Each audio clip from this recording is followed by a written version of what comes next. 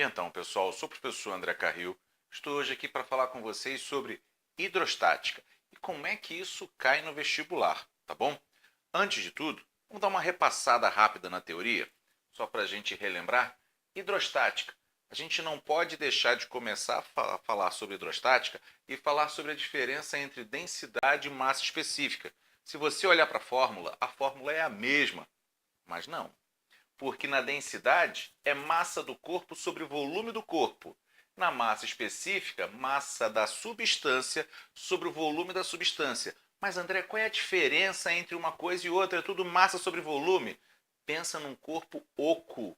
Num corpo oco, essa parte vazia dele não vai entrar na conta da massa específica, porque a massa específica só se preocupa com a substância, diferentemente da densidade, se preocupa com o corpo numa forma geral. Para você entender isso melhor ainda, pensa por que um navio flutua, apesar do material de que ele é feito ter uma massa específica maior do que a da água. Ele deveria afundar, mas não. É feito um aumento de volume ali e com esse aumento de volume, olha para a fórmula, volume maior, densidade menor, eles são inversamente proporcionais. E não se esqueça, quem afunda não é o mais pesado. Quem afunda é o mais denso, tá bom? Não pode trocar isso daí. Outra definição importante que a gente vê em hidrostática, definição de pressão. Pressão é calculada como a razão da força sobre a área. E de novo, ó, quanto menor a área, maior a força. Quanto menor a área, maior a força. Não pode esquecer isso, tá bom, pessoal? E a pressão total de um corpo? Bom, a pressão total de um corpo é a soma da pressão atmosférica com a pressão hidrostática. Como assim, André? Pressão atmosférica e pressão hidrostática? Pressão atmosférica é essa que a gente está sujeito no nosso dia a dia.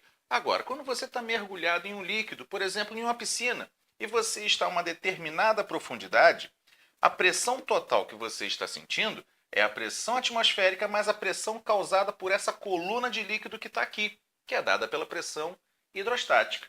Então, pressão total vai ser a pressão atmosférica mais densidade do líquido vezes a gravidade vezes a profundidade em que você se encontra. Tudo bem? Até aqui bem tranquilo. 3 teoremas importantes da hidrostática. Primeiro deles, teorema de Stevens, teorema dos vasos comunicantes. Quando você tem um tubo como este aqui, você coloca 2 líquidos imissíveis. O que são líquidos imissíveis? São líquidos que não se misturam. A gente vai ter uma configuração como essa aqui. 2 pontos no mesmo líquido, no mesmo nível, vão ter a mesma pressão. E André, qual é a equação que eu uso? A equação que você usa é essa aqui, ó.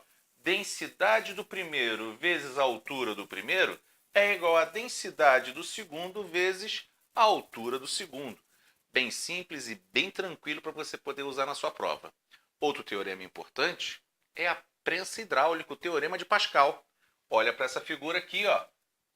Você tem uma força F1 sendo feita em cima de uma área, em cima de uma superfície A1.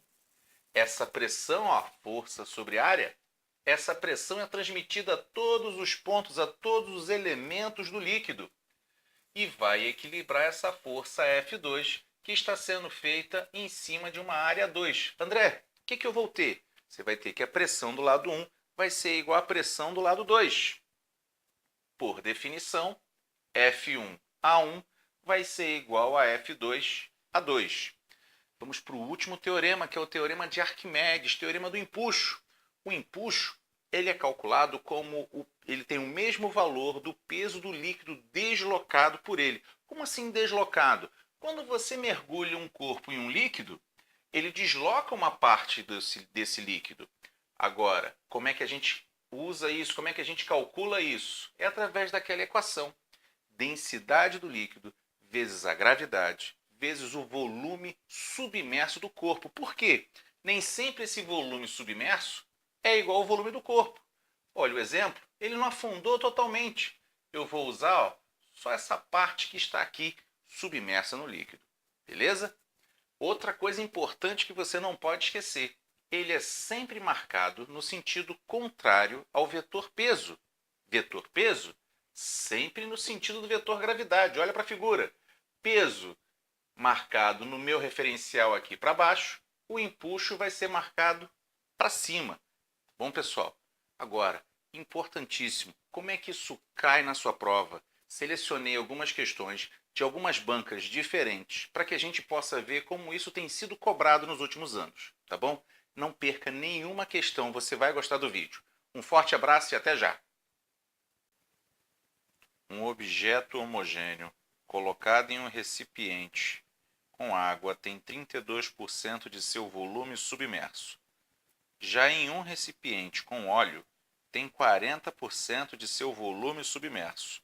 A densidade desse óleo em gramas por centímetro cúbico é, note e adote densidade da água 1 grama por centímetro cúbico. E então, pessoal, vamos lá?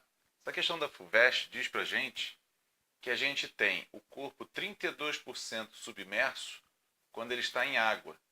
Diz para a gente que ele vai estar 40% submerso quando ele estiver mergulhado no óleo. A densidade da água 1 grama por centímetro cúbico, ele quer a densidade do óleo também na mesma unidade, grama por centímetro cúbico. Coisa bem tranquila. O que a gente tem nesse momento? Tanto no óleo como na água, nesse momento que ele está em equilíbrio, o peso e o empuxo têm o mesmo módulo. Sentidos contrários, mas têm o mesmo módulo. Portanto, quando ele está em água, o peso do corpo é equilibrado pelo empuxo quando ele está na água. Quando ele está no óleo, esse peso é equilibrado pelo empuxo quando ele está no óleo. Ora, se o empuxo da água é igual ao peso e o empuxo no óleo é igual ao peso, a gente pode concluir nessa situação que o empuxo, quando ele está no óleo, vai ser igual ao empuxo quando ele estiver na água. Vamos abrir a equação do empuxo? A gente vai ter a densidade do óleo vezes a gravidade vezes o volume submerso quando ele está no óleo. E na água? Densidade da água, gravidade e volume submerso quando ele está na água. Está aqui. Perfeito? Já vejo de cara, ó, gravidade dos dois lados eu posso cortar. Densidade no óleo é o que eu quero. Volume submerso no óleo, 40%. 40%.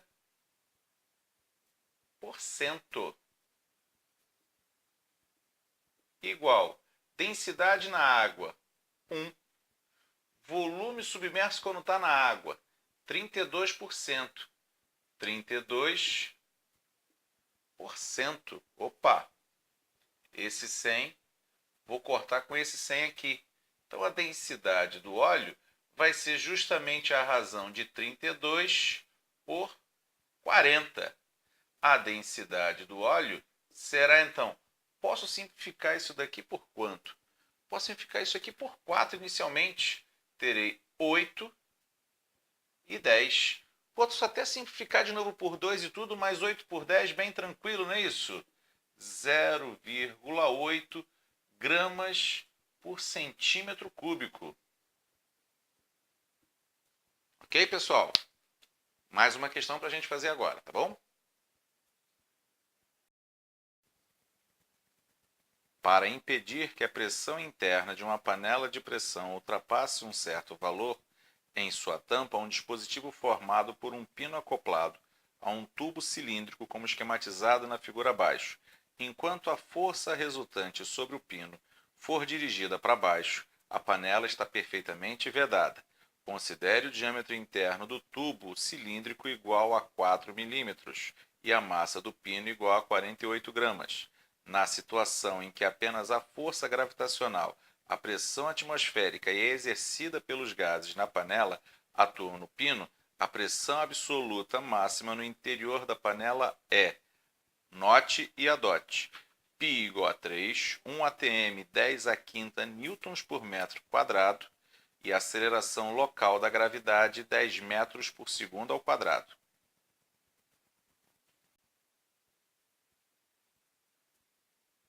Então, pessoal, vamos lá? A pressão no interior da panela, a pressão do gás, vai ser igual à pressão atmosférica mais a pressão causada justamente pelo peso do pino. ele nos deu uma massa de 48 gramas, que eu já vou transformar ela, passar ela para o sistema internacional.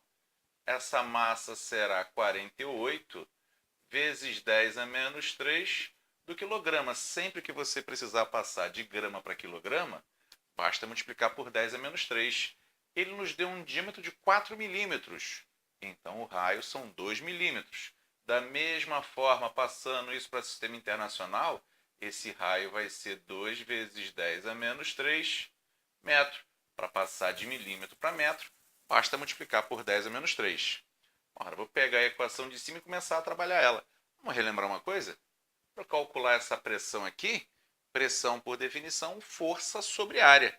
Força, peso. Vou fazer. Pressão do gás será pressão atmosférica mais força sobre área. Pressão no gás será pressão atmosférica mais a força peso, massa, gravidade sobre a área π vezes o raio ao quadrado. Até aqui tudo bem? Até aqui tranquilo, né? Então, a pressão nesse gás será 1 vezes 10 a quinta, valor fornecido no texto da questão, mais a massa, que o enunciado também nos deu 48 vezes 10 a menos 3, gravidade 10, π, ele nos informa que vale 3, o raio 2 vezes 10 a menos 3 ao quadrado. Vou fazer agora pressão do gás, 1 vezes 10 a quinta mais, vou manter isso aqui ainda que eu já vi algo interessante aqui embaixo, sobre 3, 2 ao quadrado, 4. 10 a menos 3 ao quadrado, 10 a menos 6. O que eu tenho aqui? 3 vezes 4, 12. 48 dividido por 12 vai dar 4. Então, vamos lá. Pressão do gás será 1 vezes 10 a quinta mais 4 vezes 10a, divisão de potências de mesma base, já tem aqui, 10 a menos 2 dividido por 10 a menos 6, 10 a 4. Para eu poder somar eles aqui, vou fazer o seguinte, 1 vezes 10 a quinta mais 0,4 vezes 10 a quinta. Tudo bem com a mudança ali? Somando aqui, uma maçã mais 0,4 maçã, 1,4 vezes 10 a quinta newtons por metro quadrado. Ele quer a resposta em atmosfera. Bem tranquilo, porque nós sabemos, e até o próprio texto da questão nos disse que uma atmosfera corresponde a 1 vezes 10 a 5 newtons por metro quadrado. Então, 1,4 vezes 10 a quinta vai corresponder a 1,4 atm. Muito tranquilo, né, pessoal? Até a próxima. Uma barca para transportar automóveis entre as margens de um rio, quando vazia, tem volume igual a 100 metros cúbicos e massa igual a 4 vezes 10 a 4 quilogramas. Considere que todos os automóveis transportados tenham a mesma massa de 1,5 vezes 10 a 3 quilogramas e que a densidade da água seja 1000 quilogramas por metro cúbico. O número máximo de automóveis que podem ser simultaneamente transportados pela barca corresponde a... Então, pessoal, essa questão da UERJ fala para a gente que o volume da balsa são 100 metros cúbicos, que a massa da balsa, 4 vezes 10 a quarta quilogramas, que a massa de cada automóvel, 1,5 vezes 10 a terceira quilograma. Densidade da água, 1000 quilogramas por metro cúbico, que eu já ajeitei isso aqui, para facilitar a gente lá nas contas depois. 1.000 corresponde a 1 vezes 10 à terceira. Ele quer saber o número que a gente pode colocar lá de carros para essa balsa não afundar. Ora, o que eu preciso, o limite disso daí, é que a densidade da balsa seja igual à densidade da água. Porque a partir do momento que a balsa tiver uma densidade maior do que a densidade da água, ela vai afundar. Lembrando que densidade é a razão de massa sobre volume. Então, espera aí. Como é que a gente vai fazer isso então? Quem vai ser a densidade da balsa? Vai ser a massa total sobre o volume da balsa, e isso precisa ser igual à densidade da água. Vou começar a trabalhar com valores aqui, ó. Quem vai ser essa massa total? Bom, vamos pensar. Massa total é a massa da balsa ou da barca mais a massa dos automóveis. Mas quantos automóveis são? É o que eu quero saber. Então, N vezes a massa de um automóvel. Opa! Então, a densidade da balsa vai ser, então, massa total. Massa da balsa mais N massa de automóvel sobre o volume igual à densidade da água. Agora sim colocar valores. A massa, 4 vezes 10 à quarta, mais N, 1,5 vezes 10 à terceira, dividido por 100, igual à densidade da água, 1 vezes 10 à terceira. Primeira coisa que eu vou fazer aqui, ó, vou reescrever isso aqui. Em vez de 4 vezes 10 à quarta, vou escrever 4 vezes 10 vezes 10 à terceira, N 1,5 vezes 10 à terceira, sobre 100, igual a 1 vezes 10 à terceira. Opa! 10 à terceira, 10 à terceira, 10 à terceira. Vou multiplicar aqui por 100, ó, cruzado. Ficou, ó, 40 mais 1,5n é igual a 100. 1,5n será 100 menos 40. 1,5n será igual a 60. N, 60 dividido por 1,5, N será igual a 40 automóveis. Ok, pessoal? Até a próxima.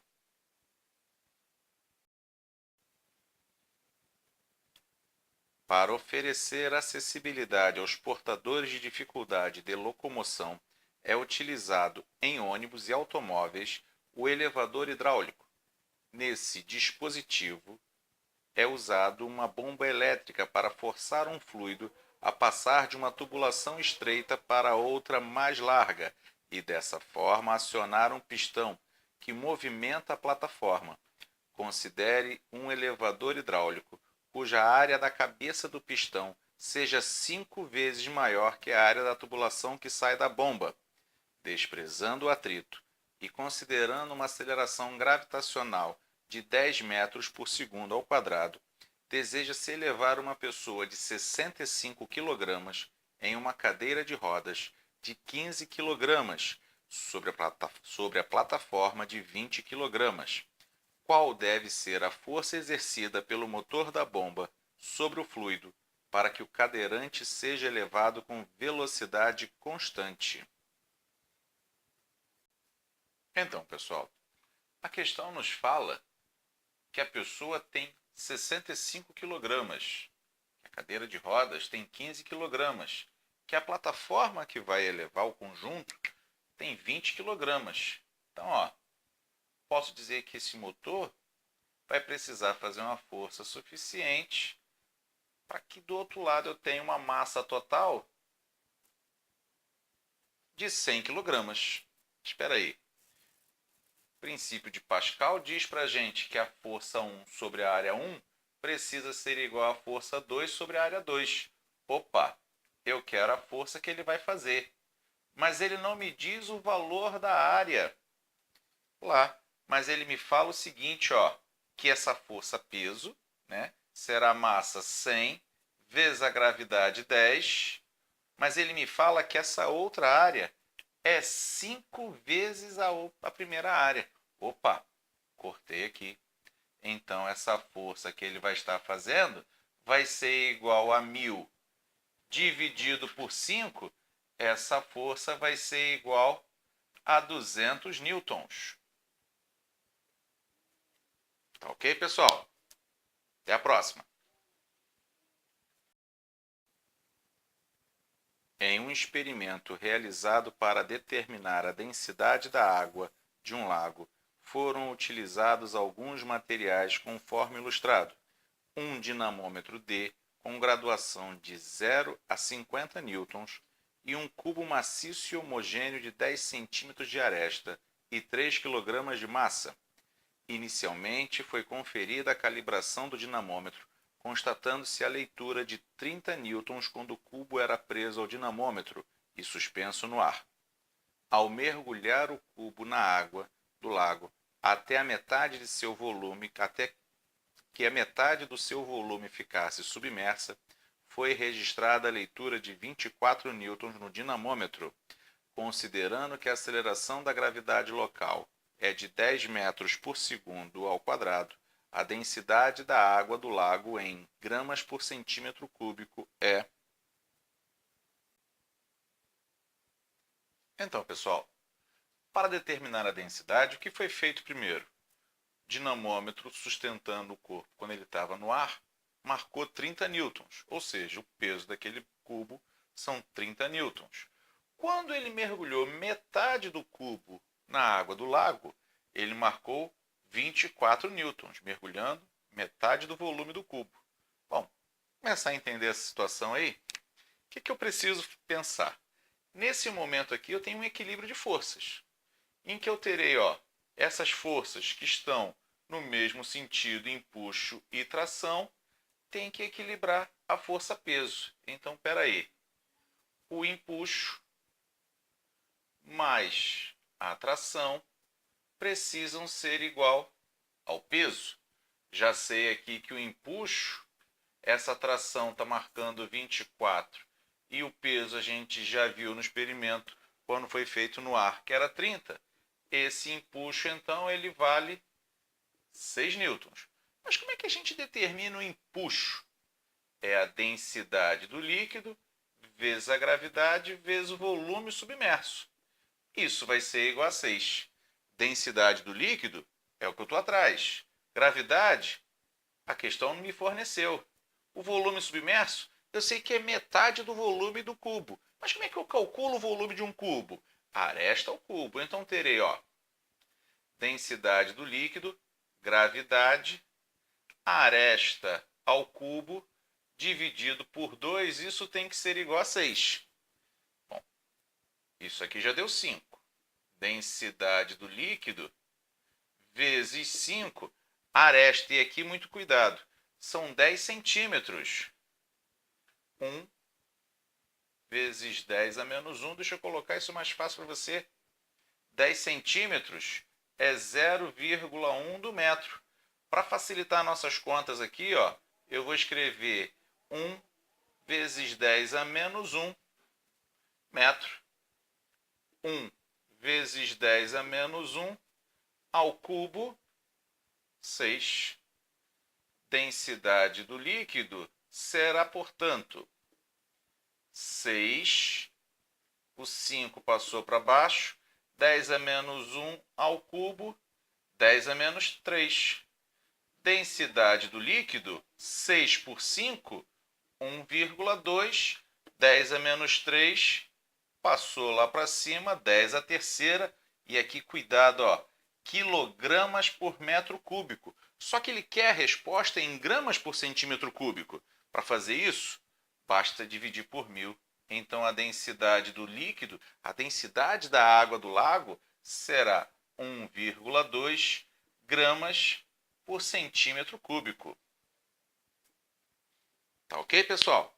Forte abraço. Até a próxima.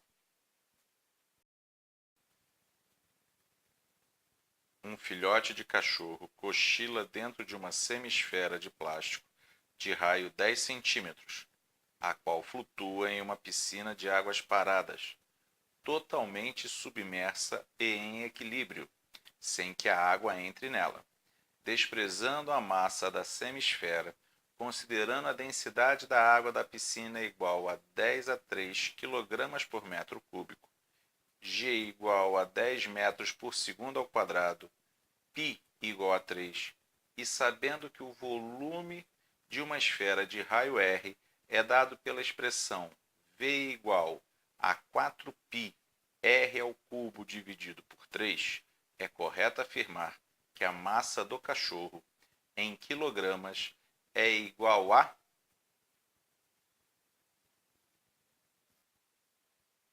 Então, pessoal, aí ele nos forneceu a densidade da água, gravidade, falou para a gente utilizar π igual a 3, nos forneceu o volume para calcular, a equação para calcular o volume da esfera, ele quer a massa do cachorrinho e o raio dessa semisfera, 10 centímetros. Ora, como a gente viu na figura, e o texto também fala, ela está submersa. Então o volume que está submerso é o volume de meia esfera. Nessa situação, se ele está ali, eu posso afirmar que a densidade daquela semisfera tem que ser igual à densidade da água. Ora, a densidade é massa sobre o volume submerso. Densidade da água. Esse volume submerso é metade do volume de uma esfera, já que é uma semisfera. Então eu vou ter a massa, que vai ser apenas a massa do cachorrinho, que ele mandou desprezar a massa da esfera, igual a densidade da água vezes o volume que está ali submerso. Essa massa então será 10 a terceira, o volume que está submerso é metade desse volume, ó, 4π raio ao cubo sobre 3 dividido por 2. Então, ó, isso será 4 com 2 vai dar 2. Π não é igual a 3? Já vou cortar aqui, ó. O que ficou? 10 a terceira, 2. Quem é o raio? O raio não é 10 centímetros? 10 centímetros é 0,1 do metro. É 10 a menos 1 metro. Então, ó, 10 a menos 1 ao cubo. Massa será 2 vezes 10 a terceira vezes 10 a menos 3. Portanto, a massa desse cachorrinho será 2 quilogramas. Tá ok, pessoal? Forte abraço e até a próxima. No sistema auditivo humano, as ondas sonoras são captadas pela membrana timpânica, que as transmite para um sistema de alavancas formado por 3 ossos, martelo, bigorna e estribo. Esse sistema transporta as ondas até a membrana da janela oval, de onde são transferidas para o interior da cóclea. Para melhorar a eficiência desse processo, o sistema de alavancas aumenta a intensidade da força aplicada, o que, somado à diferença entre as áreas das janelas timpânica e oval, resulta em elevação do valor da pressão. Considere que a força aplicada pelo estribo sobre a janela oval seja 1,5 vezes maior que a aplicada pela membrana timpânica sobre o martelo e que as áreas da membrana timpânica e da janela oval sejam 42 mm² e 3 mm², respectivamente. Quando uma onda sonora exerce sobre a membrana timpânica uma pressão de valor Pt, a correspondente pressão exercida sobre a janela oval vale...